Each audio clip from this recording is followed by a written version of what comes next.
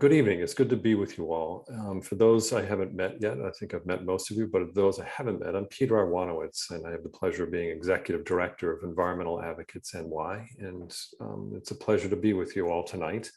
And another title I have is I'm a member of the New York State Climate Action Council, which is a 22-person group that was convened under the state's climate law to draft essentially the blueprint for how we're going to get from where we are now in terms of climate change and the pollution associated with it to where we need to be by no later than 2050, which is essentially at its very core level is we need to be completely shifting off of combustion of fossil fuels in 30 years or less. So it's a tremendous sort of transformation that's going to happen. And the Climate Action Council is charged under law with actually, drafting the blueprint, which is where we are now. And at the end of this calendar year, we'll be finalizing it. So what we're going to dig in tonight as we unpack various sections of the climate plan for you all is to talk about the agricultural section of the plan. And tonight, I'm really, really happy to have this wonderful panel of which I will moderate. So if there are glitches with videos or slides, that's all my fault. But we've tested it, so hopefully, knock wood, Zoom will cooperate, we won't have glitches. But with us tonight, as you know, and I'm not going to go for full bios, we're all Google capable and we can look these folks up. But with us tonight are three wonderful speakers and people that I know and have worked with over many, many years. First up is Kirk Semple. Kirk is with the opinion section of the Times. I think when we originally sent it out, we had him as a correspondent, but he's now the opinion section. So he's not in the reporting section anymore. He's in the opinion section. He's a video producer for the opinion video series. So he's on the team, but he's also a producer of the videos. We're really happy to have him here. He's going to give us a good take on the Times video series on this piece. Also with us is Peter Lehner. He's an author of the most recent or upcoming book, the most recent book that is out, Farming for Our Future. He's also a managing attorney at Earth Justice, and he's also on Environmental Advocates Board. And Peter and I have worked together for longer than I care to admit in this Zoom session, but quite some time in many different capacities over our careers. So I'm really happy Peter's here tonight, but also a very active and engaged board member for Environmental Advocates and a fellow colleague in lobbying the legislature and the administration. And he's also a member of the agricultural panel that helped advise the Climate Action Council on the ag chapter. So he really is going to be able to present an insider's take. And then wrapping up the panel is Environmental Advocates Amanda Sachs. She is our legislative and climate associate. Amanda has spent a lot of time, in the climate action plan itself, the draft plan, and has been working pretty hard to engage the broader public on the various sections and inspire them to come to the hearings, which we're in the middle of, to comment on the plan, but also to deeply appreciate the strengths and the opportunities of the plans and the shortcomings. So Amanda's going to give us a little bit of perspective on what's going on with some of the tables, but also how you all can get engaged. As I mentioned, probably at the outset of the meeting when we were doing a little bit of banter, the Climate Council is in that phase of the comment period when we're out doing hearings. We are in the midst of 8 different in-person public hearings. We did 2 last week, one in the Bronx, one out on the eastern end of Long Island in the town of Brookhaven. Last night we were in Binghamton. And tomorrow we'll be in Albany to gather public comment, and then we'll take a break and then pick it back up at the end of April. So we're in this roadshow, if you will, listening to the public, commenting on this plan. And I will say out of the 3 hearings so far, there have only been 2, maybe 3 comments that have focused in the agricultural sector. And you'll hear a little bit about that. So it's a huge piece of New York's climate emissions, but it's a huge segment that can also be part of New York's climate solutions. So before I turn it over to Kirk Semple, I'm going to just cue up a quick video segment from the Times series that he was a part of. Then Kirk will join us for a little bit of an insider's take of how that piece came together. I'll pivot back to another segment in the video and he'll give us his thoughts on sort of the agricultural lobby. And then we'll kind of move on through the evening. I'll pick it up with Peter Lehner.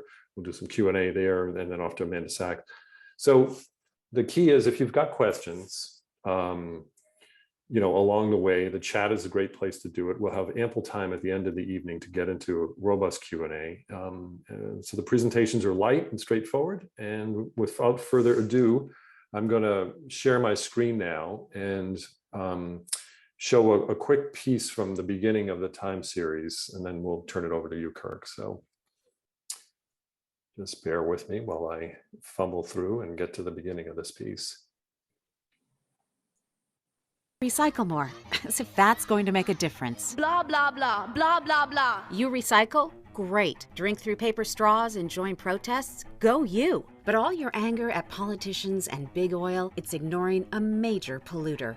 A web of industries churning out at least 1/3 of all greenhouse gas emissions around the world. A system that's polluting our water and degrading our soil. I want to be blunt with you. I'm very frustrated that the incredible climate movement in America doesn't talk enough about food. Yeah, it's our food system. And a big part of that is agriculture, the industry that farms your food. And in the United States, it's a significant polluter. Annual emissions, about the same as 143 million cars. Annual profits, about $116 billion. Environmental regulation, very little. So keep being angry about power plants and planes and plastic straws, but you're missing a huge piece of the story. You cannot solve the climate problem unless you fix the American and global food systems. It's time to tell that story. So, Kirk, give us a little bit of sense of how that piece came together. Sure. I got to say, Senator Cory Booker, great on camera. When we cast him, we had little idea he was going to be as strong as he was. Unfortunately, he liked the film. I can't say that everybody liked the film. Quite a few people from the sector of the agricultural industry that was cast as the villain in this short film didn't care much for it. Zippy Duval of the American Farm Bureau Federation practically built a protest encampment outside my apartment building.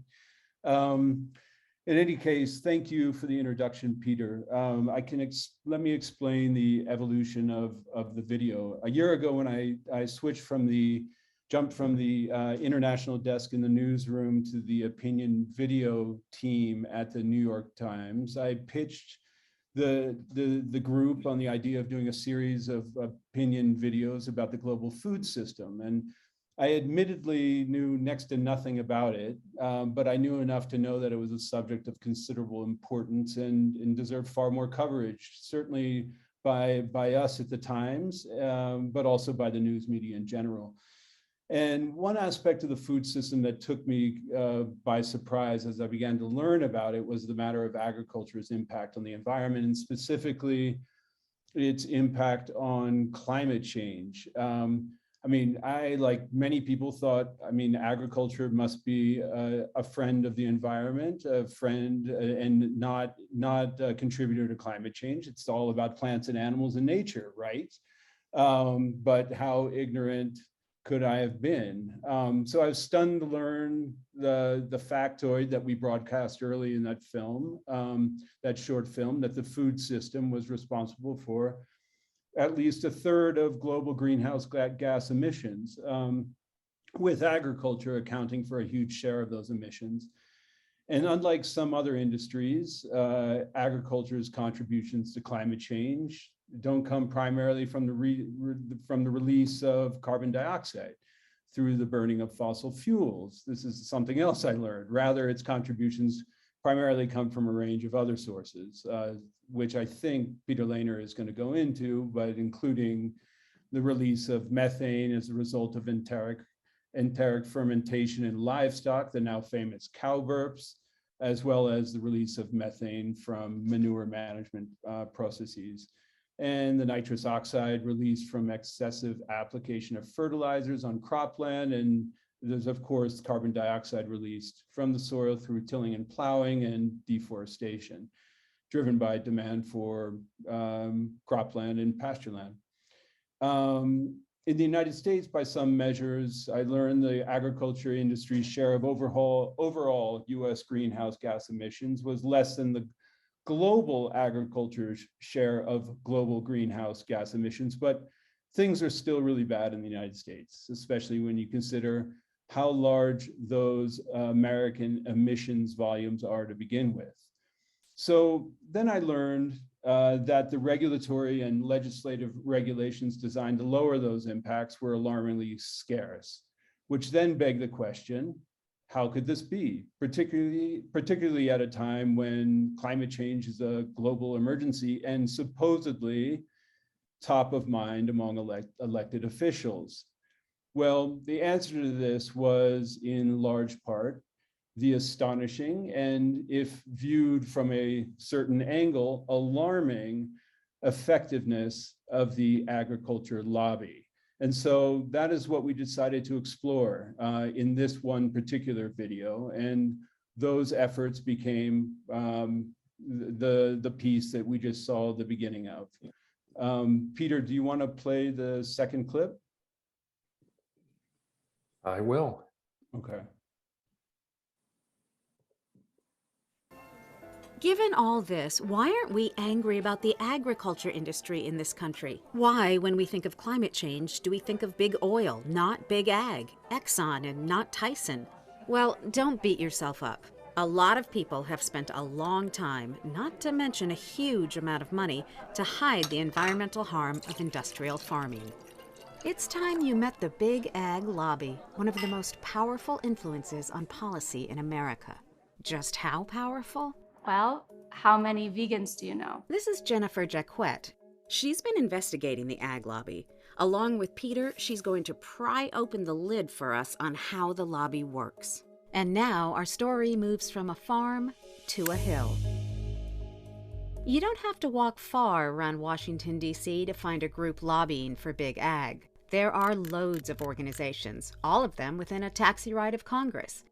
But if you remember just one, make it the American Farm Bureau Federation. They are a force to be reckoned with. Run these days by this guy, Zippy Duvall, a man with friends in high places. Where's Zippy? Zippy.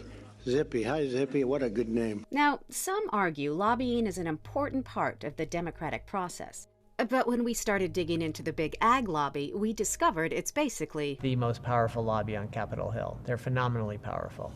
Big farming corporations are making huge profits at the planet's expense, and they'd really like to keep doing that without any interference, thank you very much. So the big ag lobby has one key aim: block environmental regulation. The 10 largest meat and dairy companies, they are all actively working against regulations in one way or another. The lobby will fight anything, whether it's access to grazing land, climate legislation, that potentially will increase costs. I think I'm unmuted. You are. Okay, great. So it bears saying at this point that I spoke with a lot of people in reporting this piece, but my inquiry really began and ended with one of my co-panelists today, Peter Lehner. He deeply informed my thinking about these issues and was remarkably patient with me in my innumerable questions and emails and phone calls as I got up to speed on these often complicated issues. And I suspect that this piece would have been, wouldn't have happened without those conversations, or at least would have been woefully inferior. So thanks again, Peter, for all that help. So the central animating question of much of our film was, and the question that compelled us to make it was, how has the agriculture sector, and especially big ag, managed to be so wildly effective in keeping regulators at bay? So enter the big ag lobby.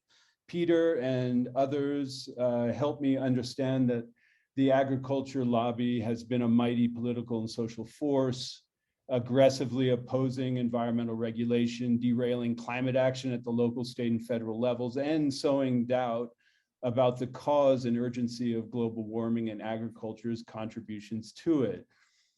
And more recently, in a clever shift that some might call a sleight of hand, it has cast itself as the solution to climate change, not the problem.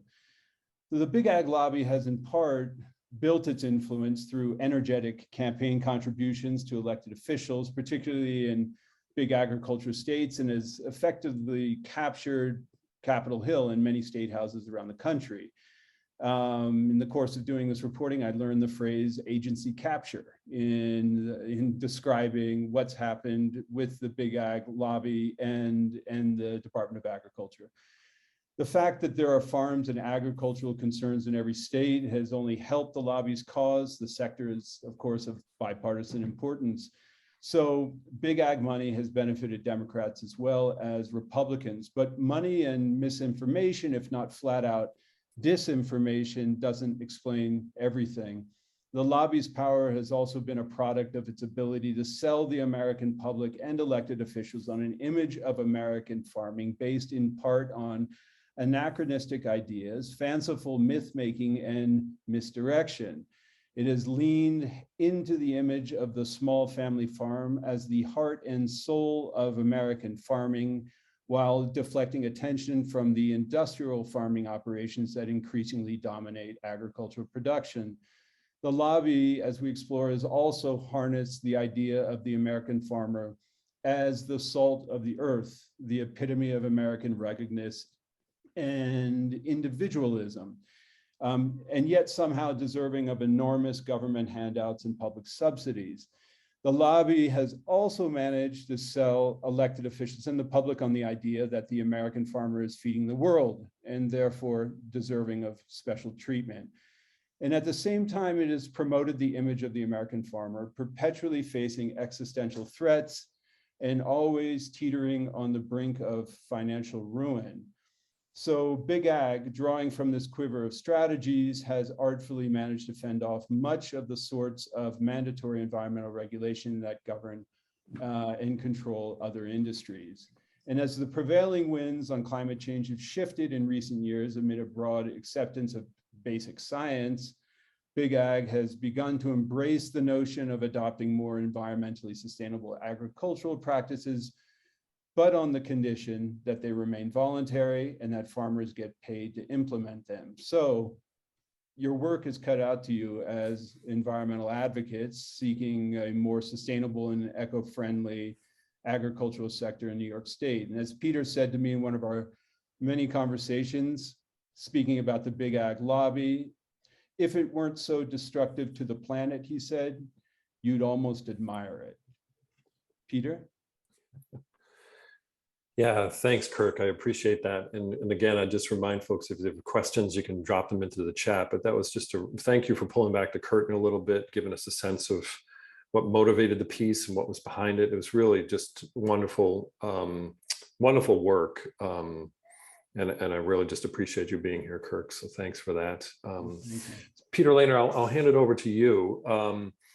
But maybe just as a quick interlude, just to give you a sense of how aggressively Big Ag works in New York. At the climate hearing that we held a week ago in Brookhaven, the chapter president for the Long Island Farm Bureau testified, looked into the microphone or looked at us as panelists as he was at the microphone and basically said, don't you dare require greenhouse gas reporting of the farm industry in New York, because we would view that as a violation of our rights to be more private about our activities.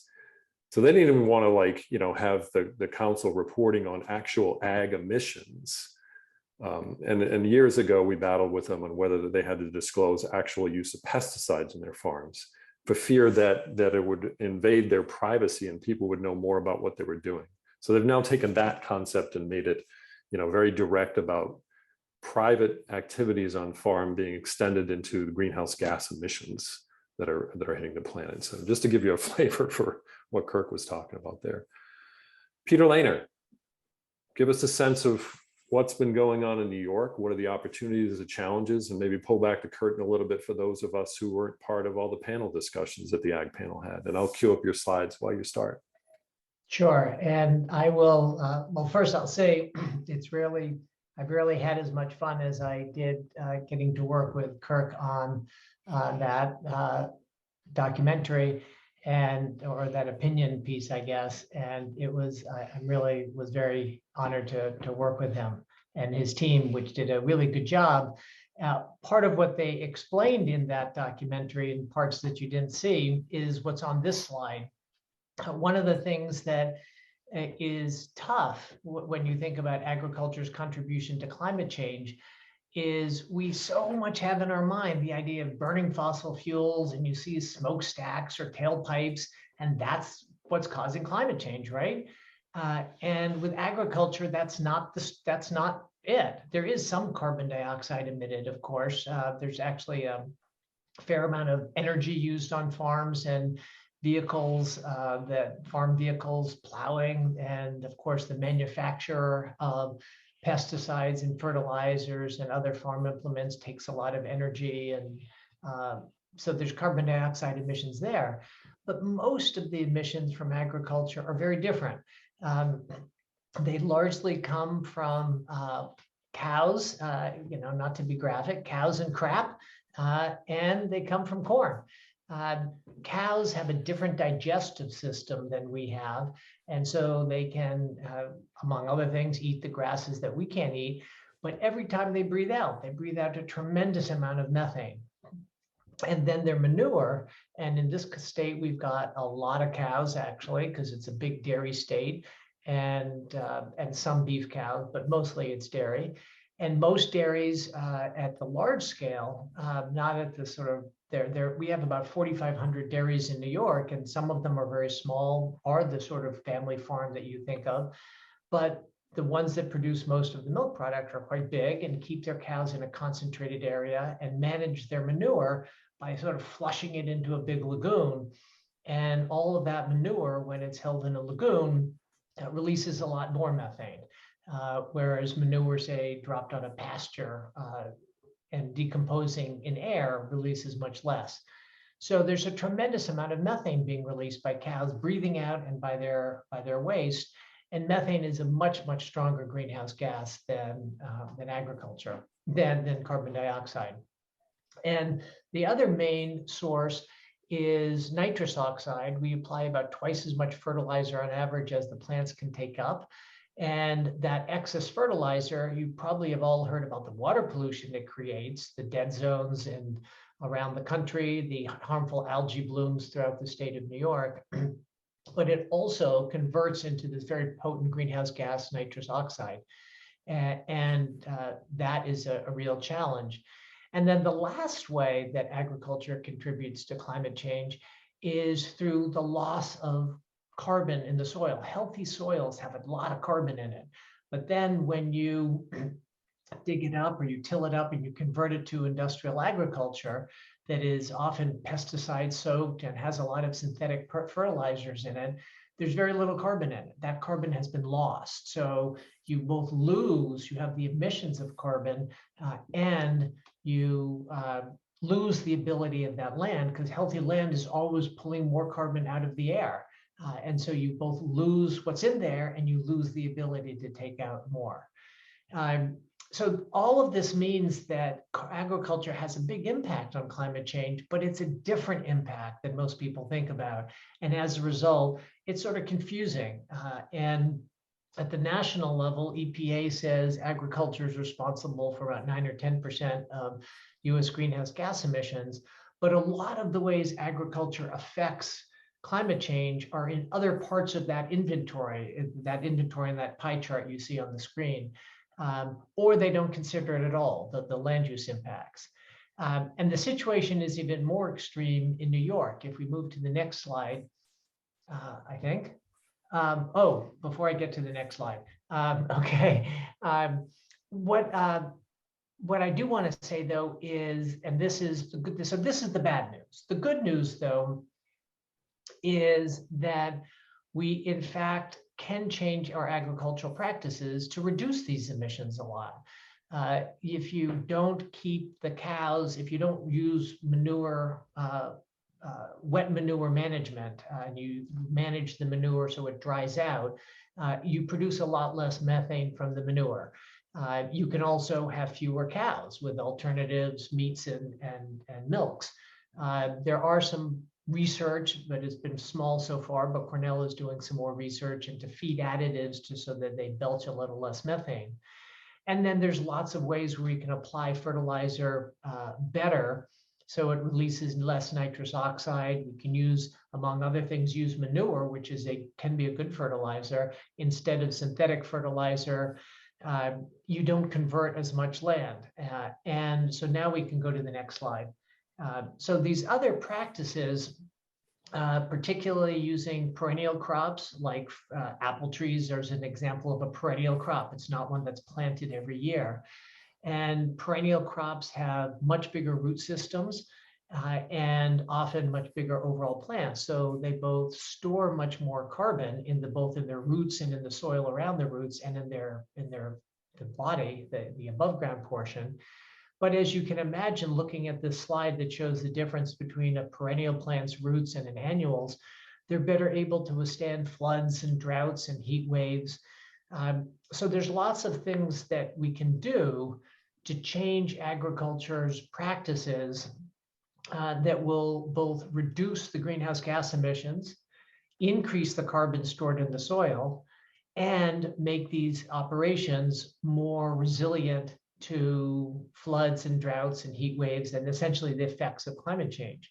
Many of these are actually already employed. Most organic farms will be using most of these practices or many of these practices.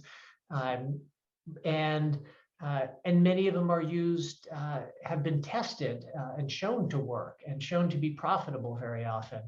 But the challenge is, just like organic is unfortunately still a small portion of our land in this state and in our country, these practices are used on only a small portion of our land.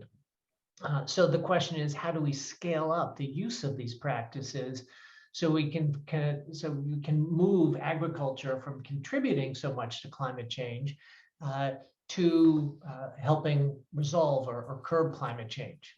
And now we go to the next slide. Okay, and so in New York, as Peter said, the CAC, the Climate Action Council on which he sits, is charged with developing this climate plan, and they've come out with a draft scoping plan. In developing that, the CAC established a number of advisory committees.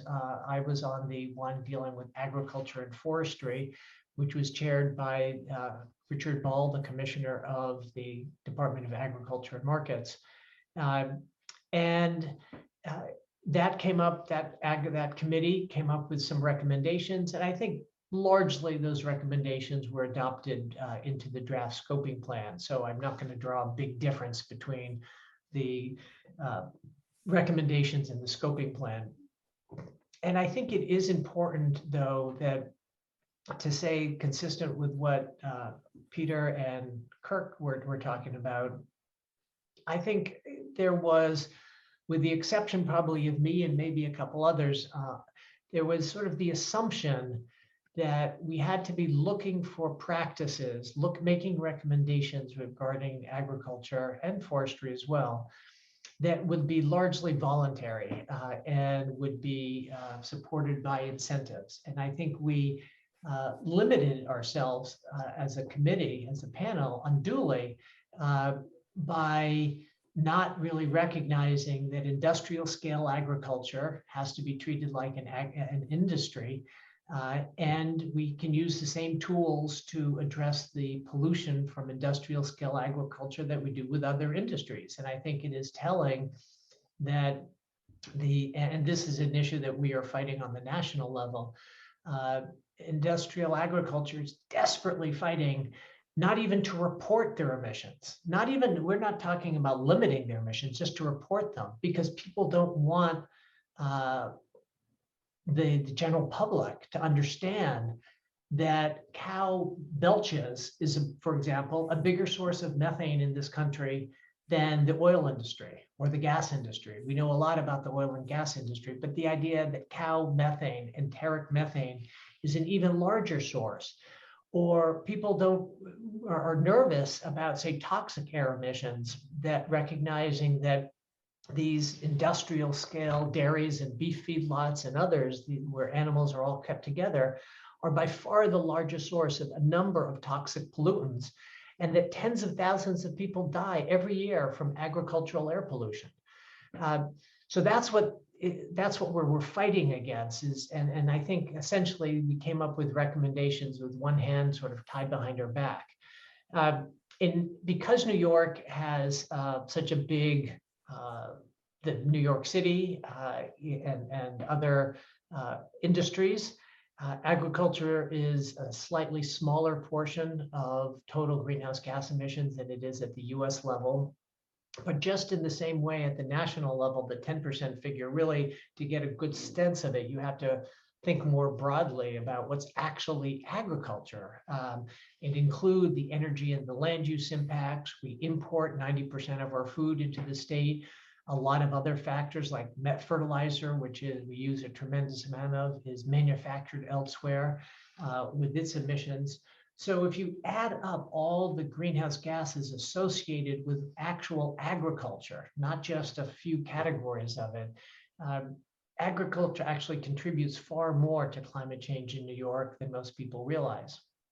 Of the emissions that are counted, the vast majority of those are methane emissions from the 1.5 million cows we have. As I said, we have about 4,500 dairies in the state with about close to 700,000 dairy cows, and most of those are kept in these big facilities with hundreds and hundreds of cows. There are, by number, 4,000 small dairies around the state, but in terms of production of milk, it's mostly the largest 200 or 500 that produce the vast majority. And so the advisory panel made some recommendations, and those were adopted into the scoping plan. And they were all in the agriculture and forestry section. So the recommendations are numbered AF, whatever. Now, recommendations 1 through 8 deal with forestry. And I'll just briefly mention, although that largely is a factor of how do we best protect the 19 million acres of forest the state has? How do we reforest degraded areas? How do we provide incentives to private landowners, which own a lot of those 19 million acres of forest land, not to cut those trees down? And so I think those were good recommendations, could be stronger, but focusing on the existing forest land. The agriculture area had 2 recommendations dealing with livestock, which again is 92% of the emissions, and then about 6 recommendations dealing with how managing the soils. And I think it's fair to say that they at least mentioned, they were very vague at a very, very high level right now. And so one of the recommendations, I think that we are hopeful that the final scoping plan will adopt are much more specific targets. So rather than saying generically, oh, let's have some better manure management, well, let's have some specific targets about how we're going to transform the methane producing manure management into manure management that doesn't produce methane. And actually have some numbers about, okay, if we think cover crops, which are crops that cover the land in the winter so it's not bare, we think that's a good thing, and it is a good thing. But rather than just saying, hey, cover crops are good, let's have set targets that we can really aim for and we can really be dedicated to getting. We use a lot of agricultural process in this state is through the AEM, the Agriculture Environmental Management Program. And that's generally a way that farmers get a lot of support, technical support, outreach from the state and from private AEM planners. Unfortunately, it's not a very transparent process. As you heard Peter Iwanowitz say, they don't want to report on anything. And yet, if you don't report what you do, you don't report your emissions, and everything is a secret, how are you going to learn from each other? And so this lack of transparency, besides the fact that it means the public is spending a lot of money and we don't get to see what we get for it, farmers don't get to learn from each other very well. And we don't get to advance the science very quickly. So we desperately need a lot more transparency throughout this so people understand what's going on. And I think when they understand, there'll be more support for trying to help shift the agriculture sector. And we should use the regulatory authority the state has. DEC, the State Department of Environmental Conservation, actually does have the regulatory authority to address water and air pollution from these largest dairies, these CAFOs, which stands for Concentrated Animal Feeding Operation. And they have the ability, they have the legal authority to do that. And I think that is, we should do that so we save the money, the subsidies for the smaller operations that are otherwise struggling to compete against these big industrial scale operations. And finally, when we talk about how we're going to pay for all this, there's a lot of conversation in Albany about having a polluter pays. And again, most people think polluter equals fossil fuels. We're going to make the coal companies, the oil companies pay. But then when we realize that, wow, these industrial scale dairies also are producing a tremendous amount of pollution, shouldn't we also think about bringing them into this sort of system? So that's a quick overview of the plan as it exists now, some of the ideas of strengthening the plan. And back to you, Peter.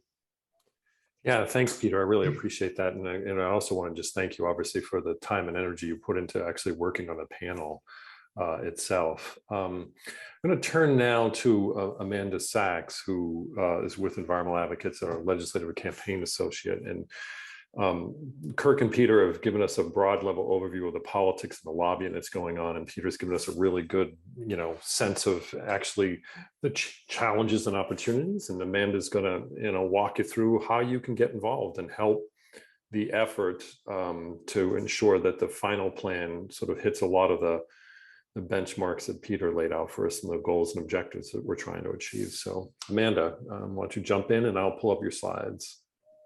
Awesome. Thanks, Peter.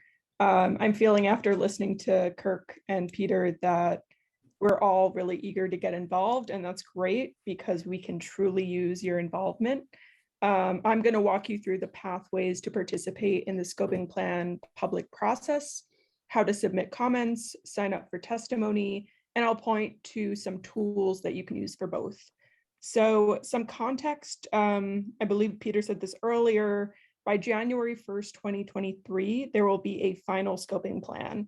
And what takes place between now and then will create the blueprint for New York's climate future, the final scoping plan. And the two ways you can get more deeply involved is through one, testifying at an in-person or digital public hearing sometime between now and May 11th, and I'll show you the dates and locations in a minute. And two, submitting comments online, which can be as long as you like. You can submit multiple, you just have to do it by June 10th. So let's talk about testifying first. Next slide, please. So like Peter said, 3 out of the 10 public hearings have already taken place. Our opposition is mobilizing, they are organized, they've been speaking at public hearings in numbers higher than ours in some cases.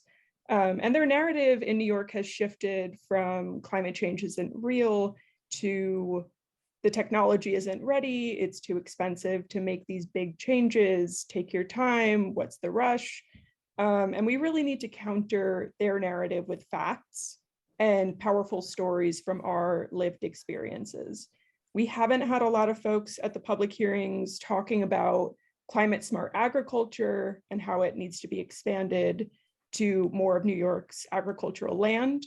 And it would be great if folks here could emphasize that, assuming that you want to testify and or submit comments. So this will be available to you. We'll have a bunch of resources, so don't worry about writing down when the hearings are. Next slide, please. So now with the resources to equip you, EA and our partners have tools to help you craft your testimony. If you're the kind of person that likes to write independently and wants all of the information in front of you on a website, EA created a new webpage with information on the climate law, a testimony toolkit with a few key points on each section, helpful links all in one place, and a calendar of public hearings and important dates. And on the website, you can also see Peter's blog with his firsthand account as a CAC member on each week of the public hearings.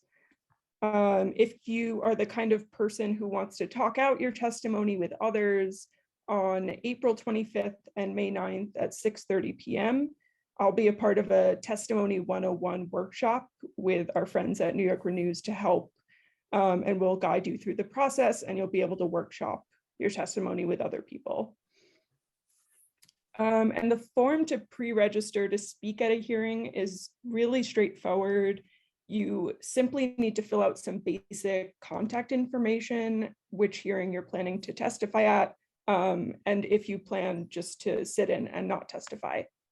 It's really important for the narrative, for our people to be showing up in person or virtually to speak, because the media and other New Yorkers are tuning in to listen, and we'd really like to win this culture war, this battle in the media and social media.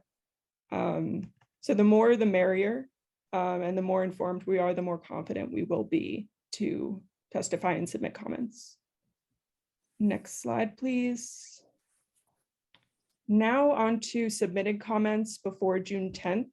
We need thousands of comments from our movement to counter the misinformation, the fear-mongering that aims to undermine this law that we worked so hard to pass. So you should check out the resource that we sent around prior to this webinar. It's a paper by Peter Lehner and Nathan Rosenberg called Advancing Climate Neutral Agriculture in New York. And it makes a ton of potent points and specifically speaks to how the agriculture section of the draft scoping plan can be strengthened. It may also be useful to look at EA's white paper on the agriculture and forestry sector that we developed after bringing together a handful of powerful roundtables with a couple dozen sectoral experts, including those within the agriculture sector. And during our roundtable sessions, we gathered these expert ideas on how to reduce greenhouse gases and toxic emissions, primarily coming from industrial agriculture, while also rewarding sustainable farming practices, and making climate smart farming a more equitable career in New York. There's also an option if you want to submit quick comments. New York Renews has a one-click comment tool for most sectors, including agriculture, which just came out the other day. And this last page, next slide, please. This one should have everything you need to testify at a public hearing and or submit your own public comments. And I also welcome any questions, and please let me know if you need me to clarify anything. Thanks. Great. Amanda, if you could, if you have 2 key tips for somebody who's saying, yes, I definitely want to come and show up and testify, besides registering, what are maybe 2 or 3 key things they need to do to get their sort of mind sort of set, knowing that they're given a whopping 2 minutes at the microphone at these public hearings? Do you have like 2 or 3 key things they should do to sort of get themselves in the right frame for their 2 minutes of fame? On the agriculture sector or just in general? Just in general. I would say that the whole process of advocacy can feel really vulnerable and exposed. And it does take nerve and courage. So speak up, even if your voice shakes. Expect that. You're speaking from your heart. It's okay. You're going to be nervous. And then a more logistical one is to look at every word you're speaking and make sure that you're being as concise as possible, because it's really a short amount of time that you're going to be testifying. So just be really judicious with the words. Great. Thanks, Amanda. I appreciate it. And thanks for everything you're doing. And you were talking about opponents coming to the hearing, but we had an image on the screen. And just in full disclosure, the person who was testifying at that moment we were showing all the hearing dates is our very own Tiana Kofi, who came to the first Bronx hearing and provided a very compelling personal story that was picked up by a reporter from Gannett, and that has made the rounds of the Gannett papers. So, even just 2 minutes of telling your personal story of why you want New York State to be better, that would be great. And I'm just going to just sort of, point out in the chat that there are some good questions already posed there, but also links to all these documents that are up there. So there's a good deal of information that's there, and we will, of course, circulate the slide deck and everything else afterwards. So I know that Peter Lehner has been doing a little bit of responding there to some of the questions. But let me just take one from Liz Henderson, who's with the Northeast Organic Farmers of New York and New Jersey. And Peter, Kirk, to start off, why don't we start with you, Kirk? Can you distinguish between big ag and big food corporations? Do you think the Farm Bureau represents family scale farms? I'll ask you to answer first, and then maybe Peter, if you wanted to augment.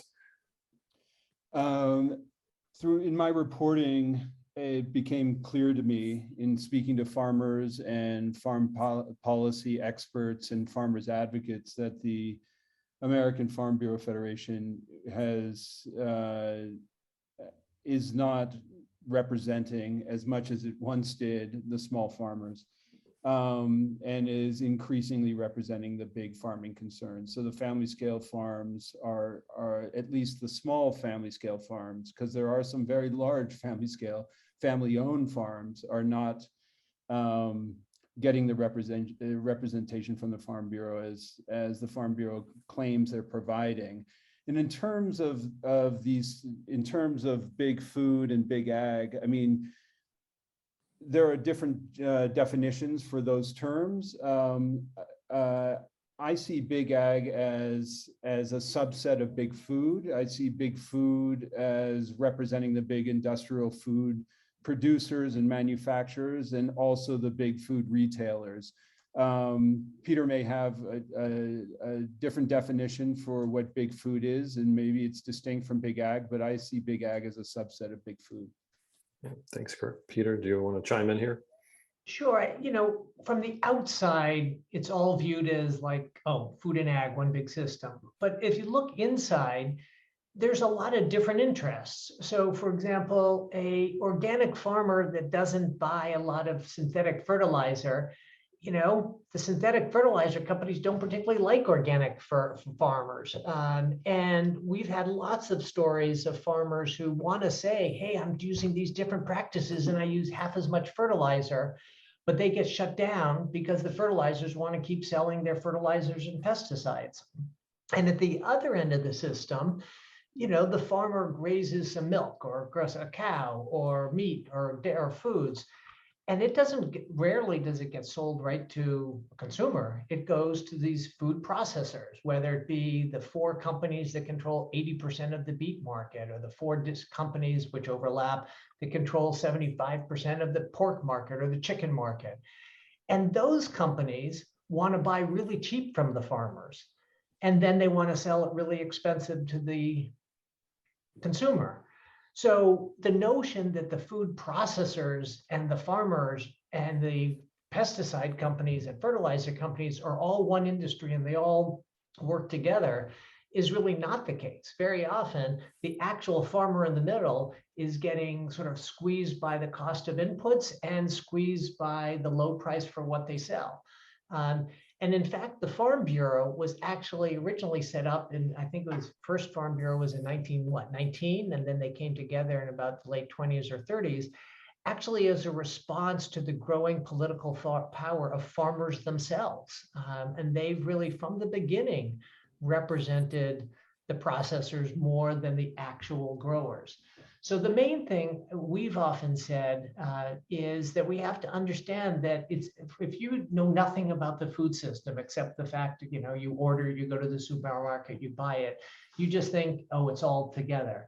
But there's actually a lot of different interests in the food system, and some are benefiting often off the backs of others. And it's important that we don't think that everybody involved in the production of food has one interest. There's a lot of different interests there. And and we have to recognize, for example, we've often equated rural communities and the farm voice, but many, many people live in rural communities that don't farm. That might not have been true 100 years ago, but right now that's very true.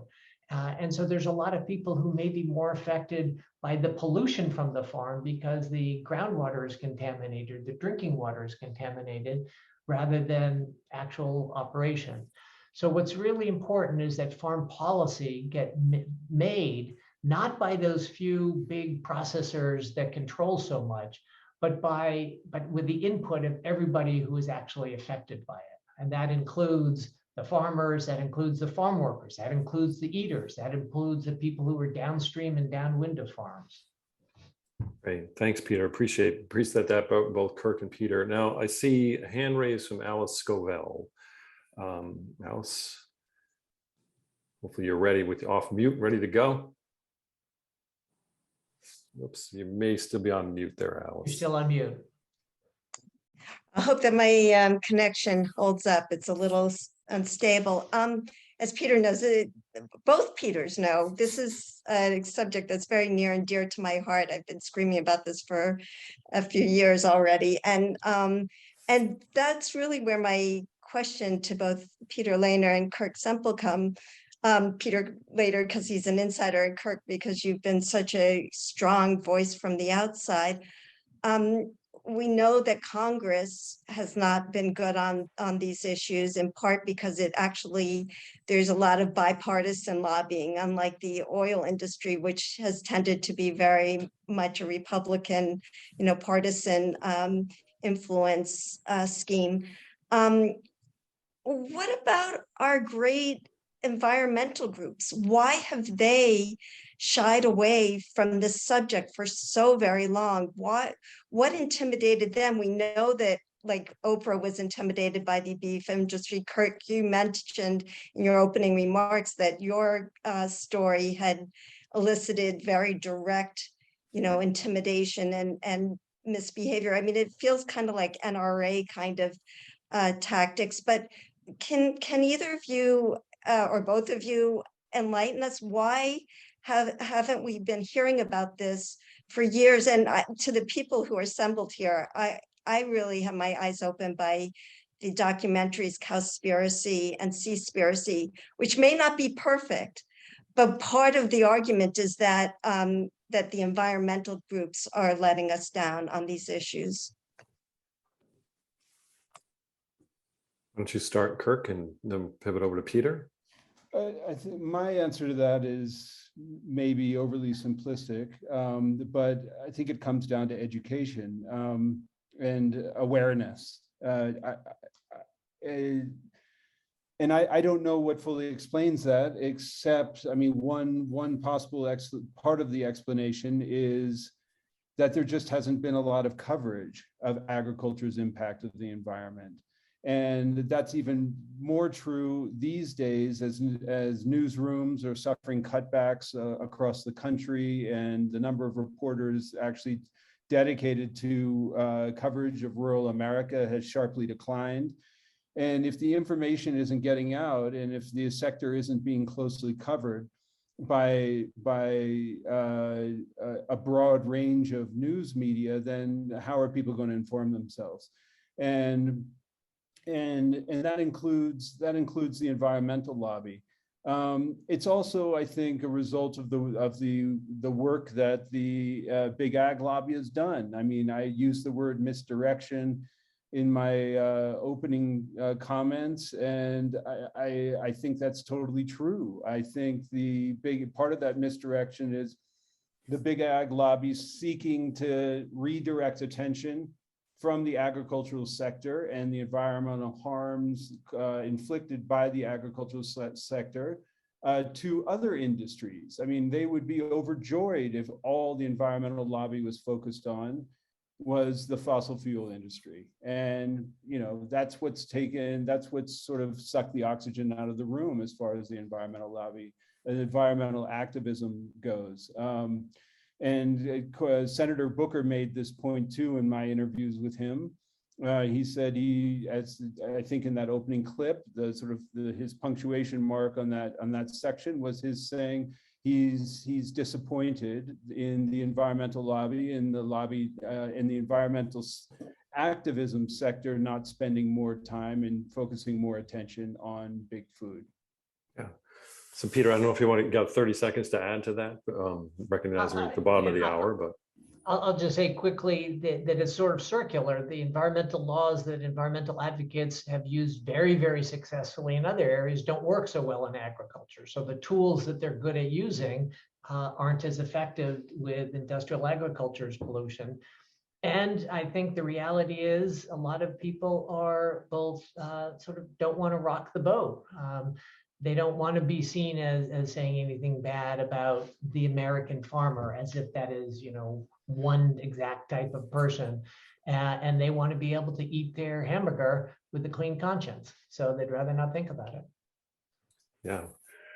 So, Barbara, if you have a real quick question, because I know we're at the bottom of the hour. Are you out of time? Do you have to cut off? Yeah, unless it's a real quick one, but. It's more a comment, maybe question. I'll throw it out, even though it's controversial. Peter, you probably know I sat on the Assembly Ag Committee for 18 years. I live upstate New York in the middle of Tompkins County. And I'm far from an expert in ag, but it seems to me one of the problems, and I don't want to devil's advocate here, I agree with all the problems that ag contributes to greenhouse gas. I don't agree with any of the facts, but I don't know how we distinguish between the small farmer, the small regional kind of farmer, and big farmers. I don't really know how many fit in which category in New York, but I'm sure you know that we've been losing a lot of small farms. A lot of those smaller family farms are going out of business, losing hundreds and hundreds of those farms across New York, and a very high suicide rate among those small farmers who lose everything in these competitions we're talking about with the big farming. So I'm not clear on how the proposed regs here would distinguish and try to, I hope we would want to be supporting more of those small farmers, more of whom are engaged in organic farming and no-till farming and all that kind of thing. And some seem to be making it that. I've seen a bunch of demonstrations on that. And I know Cornell's working on it as well, but I'm not clear on how a set of regs makes those distinctions and how the state's going to support. I think we would like to be supporting those small family farms. So anyway, just throwing that out. Sorry to, no, it's okay. I mean, I think Liz Henderson. Maybe Peter or Kirk has something to say. Yeah, I can just quickly, 1 second.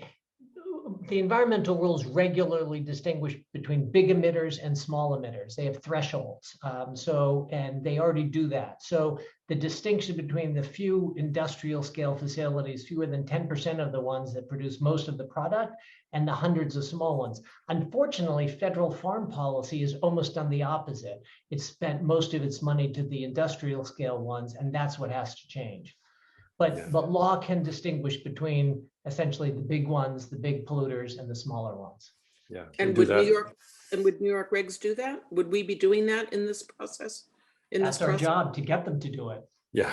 Yeah, we'll be pushing and shoving hard. And I also want to just sort of draw attention to Liz Henderson's great comment in the chat there of an exceptionally successful farm will make 2% return on investment.